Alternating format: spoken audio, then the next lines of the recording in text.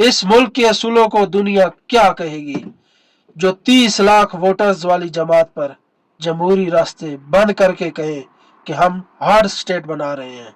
जिस मुल्क में कानून का सहारा लेकर अगले को दिफा का मौका भी न दिया जाए, इस मुल्क के कानून की दुनिया में क्या हैसियत रह जाएगी।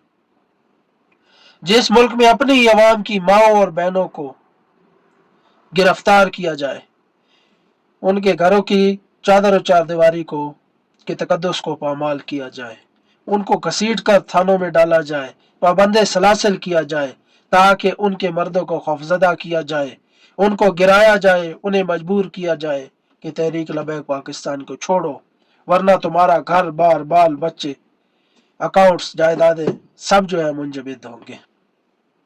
उस मुल्क की आने वाली नस्लों की सामने आपकी क्या इज्जत रह जाएगी जहां यह दावा किया जाए कि जिसके साथ अक्सरियत की हिमायत हो, फैसला करने का हक उसके पास होता है। और उसी मुल्क के अंदर अगर अक्सरियत को आप बंदूक व ताकत रियासती मशीनरी से दबाओगे तो इन दावों की पूरी दुनिया के सामने आपकी क्या हैसियत रह जाएगी। जब ये सब कुछ इस मुल्क पाकिस्तान के अंदर हो रहा है तो इंसाफ के लिए हम कहाँ जाएं, हम किस कटहरे में जाएं, किसका दरवाजा खटखटाएं कि हमें इंसाफ दो। 1000 से ऊपर तुम लोगों ने बंदों को शहीद किया, उनका कसूर क्या था? आपने क्यों रियासती ताकत उनके खिलाफ इस्तेमाल की? अफगानिस्तान के साथ भी जंग छेड़कर आप मुज़ाकरात हो सकते हैं, उधर आप पीछे हट सकते हैं, टेबल टॉक जो है वो हो सकती है। इंडिया के साथ जंग के दौरान भी ट्रंप आकर मुज़ाकरात करवा सकता है, टेबल टॉक हो सकती है, लेकिन अपने बंदों के सामने टेबल टॉक नहीं की गई।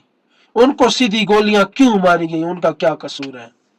उन पर गोलियां क्यों चलाई गई? उनकी लाशों के ऊपर बख्तर बंद गाड़ियां क्यों चढ़ाई गई? उनका कसूर क्या था?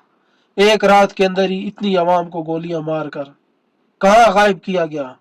कायदीन कारकुनान आज किधर हैं? कोई जवाब देने को तैयार नहीं है। कोई आला हुकाम इतने बड़े ओहदों पर बैठकर कुछ मालूमात इनको नहीं है, एक दूसरे पर डाल रहा है, दूसरा तीसरे पर डाल रहा है। और इतने नाअहल है ये कि आपस में मशवरा भी नहीं करते, जिसके मुंह में जो आता है बोल लेता है। अभी मरियम नवाज कह रही है कि लाशें कहाँ हैं, जबकि उसे पता है कि जगह जगह पर तहरीक लबैक पाकिस्तान के कारकुनान के साथ अभी तक क्रैकडाउन जारी है और जो उस बाज में शरीक नहीं हुए वो भी उसकी जद में आ रहे हैं और लोगों से जबरदस्ती टॉर्चर करके उनसे टीएलपी के खिलाफ बयान दिलवाने की कोशिश की जा रही है।